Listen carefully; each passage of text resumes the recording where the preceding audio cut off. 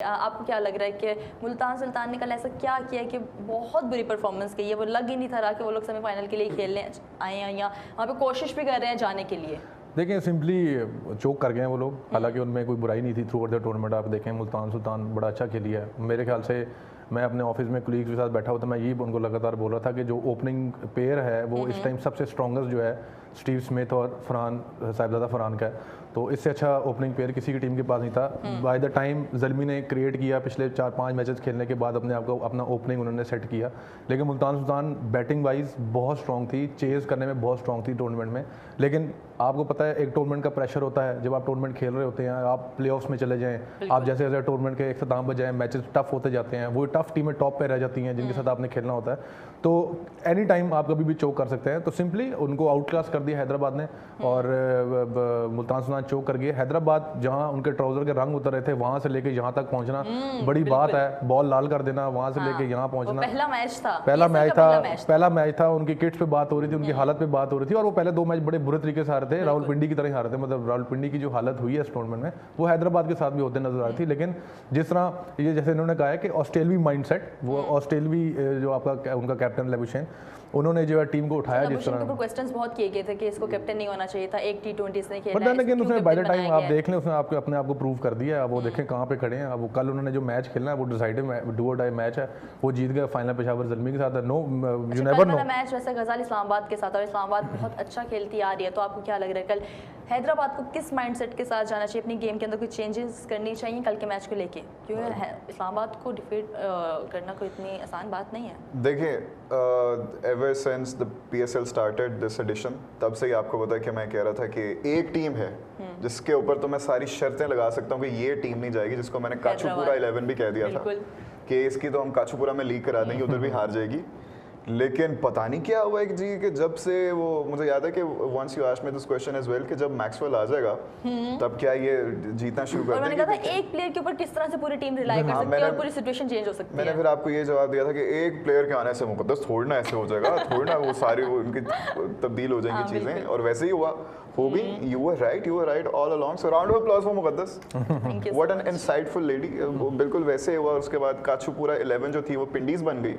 What a season to forget for them. अस्तगफिरुल्लाह। एक match जीते ना वो, बस एक मैच जीते हैं, हालांकि उनकी टीम में कमी भी किसी चीज की नहीं है। इस्लामाबाद से मेरे ख्याल से वो वाला मैच जीते हैं। वही arguably the strongest team on paper, जिसको हम PSL शुरू होने से पहले हमने कितनी बातें की इनकी कि पिंडी स्ट्रॉन्गेस्ट। दोनों टीम्स के बारे में कहा था कि पिंडी को कोई हरा नहीं सकता, हैदराबाद को मैच जीत नहीं सकती। हैदराबाद में लोकल प्लेयर्स हैं और इतने अच्छी परफॉर्मेंस नहीं है।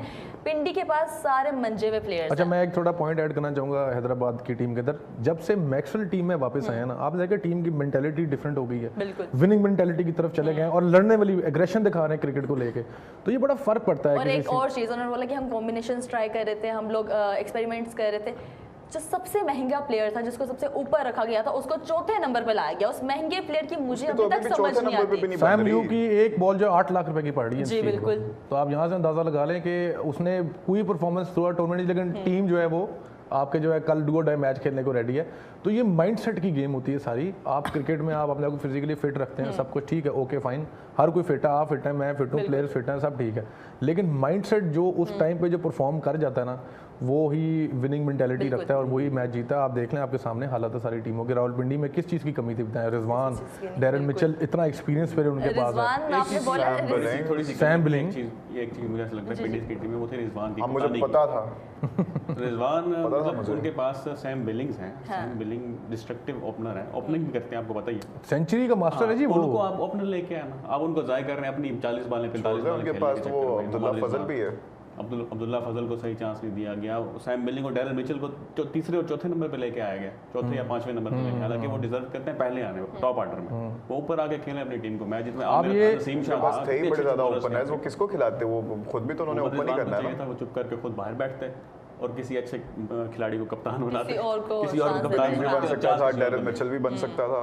अब साद मसूद को उन्होंने तीसरे चौथे मैच में जाके चांस दिया, हालांकि साद मसूद ने उनको 2-3 मैचेस जितवा दिया केरल में। आप मतलब ऐसे प्लेयर्स को बाहर रख के बैठे और खुद अपनी टीम में जगह लेके बैठे, उनसे सवाल भी फिर हुए हैं काफी ज्यादा और उनकी फ्रस्ट्रेशन भी नजर आ रही थी आपको। फ्रस्ट्रेशन ऐसे नजर आई कि वो बता रहे हैं दूसरी टीम को ये डिजर्व नहीं करती तो वो डिजर्व करता है जाना। लाहौर के अंदर डिजर्व करता है, हैदराबाद तो बिल्कुल डिजर्व नहीं करती। और जिस टीम को उन्होंने बोला वो डिजर्व नहीं करती, उन्होंने कल वन साइडेड मैच खेला और जीता और अपनी जगह आगे बनाई। आप कैसे बोल सकते हैं किसी टीम को भाई अपनी परफॉर्मेंस तो आप देखें ना, आप क्या कर रहे हैं? आप ये देखें कि ये वही बाबर आजम है ना जो ओपनर खेल के फेल होता रहा है, लेकिन ये वही बाबर आजम जो ओपनर खेल के सेंचुरियां मार रहा है। बिल्कुल किस मतलब कि हमें हमारी पाकिस्तानी जो पीछे जो पैनल बैठा हुआ सारा जो कोचेस का है वो भी है, उनको ये समझ नहीं आ रही कि एक प्लेयर को किस फॉर्मेट में खिलानी है और किस पोजीशन पे खिलाना है। आप बाबर को 3 नंबर पे भी ट्राई कर चुके हो, आप बाबर को 1 डाउन भी ट्राई कर चुके हो, चौथे नंबर पे भी ट्राई कर लिया, आपने ऊपर खिला के देख लिया, आपने थोड़ा उसको टाइम दिया, थोड़ी उसकी मेंटेलिटी आपने उसकी वॉश किया, अब आपको देख लें वो परफॉर्म कर रहे। सिर्फ एक गिला रह गया बाबर से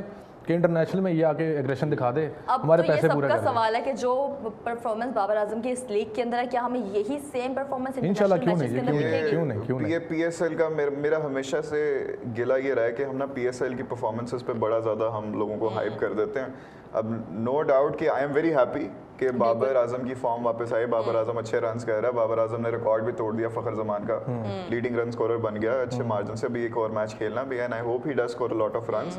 लेकिन फिर वही बात हमने पहले भी बात की थी पीएसएल शुरू होने से भी पहले कि जो हफीज ने भी बात की थी ना कि अभी फिर से पीएसएल स्टार्ट होगा, इश्तहारी खिलाड़ी आ जाएंगे। ये एक पॉइंट है और ऐसे ही हुआ, सबने परफॉर्म किया। लेकिन आप ओवरऑल देखें ना, जो शो से पहले भी मैं बात कर रहा था कि इस पीएसएल में क्रिकेट का क्या स्टैंडर्ड रहा है। आपको कोई उस तरह की लीथल बॉलिंग नजर आई है कहीं से? आप लोकल प्लेयर्स है तो आपको कहीं से भी नजर नहीं आई। उसके मुकाबले में जो फॉरेनर्स हैं जो कि 40-40 साल के हैं, वो आके आपके लोकल बॉलर से ज्यादा अच्छा परफॉर्म कर रहे हैं। आपका तो लोकल टैलेंट रहा ही नहीं है। मेंडस है, वो सबसे ज्यादा 6 हिटर है, 26 उसने वो मतलब आपके लोकल्स की तरह है। वो समीर मिनास बहुत अच्छा खेलता है। तो ऐसी चीजें बड़े क्वेश्चन मार्क रही हैं, बहुत क्वेश्चन मार्क। एक पॉजिटिव जो मुझे नजर आया वो ये है कि लाहौर कलंदर टाइमली आउट हो गया टीम। क्योंकि आपको यार आपको इस्लामाबाद से भी मसला है, आपको रिजवान नवाज से भी मसला है। हमारे कुछ जर्नलिस्ट दोस्त हैं, उनको तोहफे तहफ मिलते हैं लाहौर कलंदर की तरफ से, तो वो लाहौर कलंदर को इतना उठा देते हैं, इतनी उनकी हाइप क्रिएट कर देते हैं। और अब उन्होंने कोई पोस्ट लगाई आतिफ भाई से दरख्वास्त है हमें भी तोहफे भेजें। बोलने वाली थी कि हम लोग नहीं, मैं इसको ऐसे एक पोस्ट जर्सी नहीं भेजी आपने अभी तक, मैंने छोड़ दिया ये आपने भेजी। अगले सीजन में हम कम बैक करेंगे। उसके नीचे मैंने कमेंट्स पढ़े, कमेंट्स में शाहीन को और हारिस रऊफ को इतनी गालियां पड़ रही थी। लाहौर कलंदर की मैनेजमेंट को ये समझ क्यों नहीं आ रहा कि शाहीन और इसके हारिस रऊफ के अलावा कुछ और भी है। मैं आपको एक पॉइंट दूं, की फैन बेस सबसे ज्यादा है, लेकिन आप क्या कर रहे हैं? शाहीन शाह अफरीदी और हारिस रऊफ को जो मेजॉरिटी बैक मिल रही है ना टीम ग्रीन में खेलने की, वो लाहौर कलंदर से ही मिल रही है। अब यहाँ पे इनका ये गिला भी खत्म हो गया, 3 ट्रॉफी उन्होंने जेब में रखी तो ही है, ठीक है।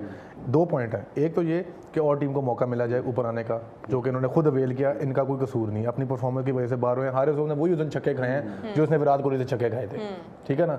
दूसरा ये है कि ये जो इनकी बात है ना कि हम पीएसएल की परफॉर्मेंस देख के जो है वो प्लेयरों को हम टीम ग्रीन के अंदर लाने की कोशिश करते हैं। मुझे वाकई सही बात है, समीर मिनाज के अलावा मुझे कोई ऐसा बॉलर, फील्डर, बैट्समैन नहीं लग रहा जो टीम के लिए क्वालिफाई करे। अगर आपने सीनियर्स को साइड पे करना है, बाबर को साइड पे करना है, अगर नहीं खिलाना, आप समझते हैं कि बाबर की 2-2.5 साल की क्रिकेट रहेगी तो उसके बाद आपके पास कोई नई फाइंड नहीं है। लेकिन यहाँ पे एक और सवाल पैदा होता है, आईपीएल में वही लड़के खेल के टीम में कैसे आ जाते हैं? वो भी तो लोकल टूर्नामेंट खेल रहे हैं अपना।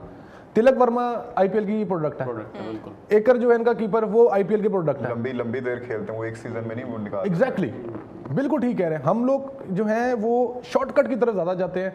अब देखिए बाबर दोबारा आपको टेस्ट में नजर आएगा, आपके फॉरेन टेस्ट सीरीज आ रही है बांग्लादेश के खिलाफ, ठीक है, आपके आई खड़ी है 4-5 दिन के बाद। उसके बाद आपको ये T20 मैचेस में नजर आएगा दोबारा, ओडीआई में वैसे ऑलरेडी वो है। लेकिन आप ऐसा क्या माइंडसेट उसको पढ़ाएंगे या क्या देंगे कि वो आगे टीम, अब देखिए अल्टीमेट गोल क्या है, पीएसएल को उठा के मैंने क्या करना है? एंजॉय कर लिया आपने, मैंने बहस कर लिया, आपकी लाहौर के अंदर फेवरेट है, मेरी कोई और फेवरेट है, ओके ठीक है फाइन, ठीक है भाई। इंटरनेशनल में तो हम सारे एक है ना, इंटरनेशनल में आप क्या करेंगे? हमें इंटरनेशनल परफॉर्मेंस चाहिए, जो शाहीन और हारिस नहीं इस टाइम इस काबिल। शाहीन और हारिस को हमेशा ये रखते हैं, जैसे उन्होंने बताया टीम ग्रीन उसकी वजह से, ठीक है। अब एक और बंदा उसके पास इतनी बड़ी पर्ची है, 21 विकेटों की पर्ची है सुफियान मुकीम के पास। सर वो तो हो ही नहीं सकता, क्योंकि वो देखिए एक वाइल्ड शैडी भाई आएंगे, वो उसको भी खा जाएंगे, बिल्कुल विराट को भी खा जाएंगे, बिल्कुल एग्रीड, फैसल अकरम को भी खा जाएंगे, बिल्कुल नवाज आएंगे, वो अरफात मिनाज को खा जाएंगे। जैसे इन्होंने बात की ना समीर मिनाज अच्छा लग रहा है, तो मैं कहूँगा समीर मिनाज के लिए I think still too soon. Sameer Minaj की जगह मासदाकत वेरी वेरी गुड वेरी आपका ट्रेविस हेड है मास सदाकत और आपके पास है वो लड़का अच्छा खेला, फरहान यूसुफ भी अच्छा खेला। Farhan Yousuf is very good fielder as well very soon under 19 बहुत ज्यादा उनको टाइम दे अभी, लेकिन मास सदाकत, अरफात मिनहास, अहमद दानियाल, इवन तो वो इंजर हो गया था जल्दी, लेकिन वेरी वेरी गुड टैलेंट। और दूसरा सुफियान मुकीम को कितनी देर आपने बाहर रखना वो है, बूढ़ा होने लग गया है। प्रेसिडेंट कप की परफॉर्मेंस आ गई उसकी, वो लीडिंग विकेट टेकर क्या आप लेना पीएसएल में आपने जा उससे, रही है, पता नहीं 2 क्या साल वजह से है। परफॉर्म करी जा रहा है वो, मुझे लगता है he is going to be the next size of the Farhan.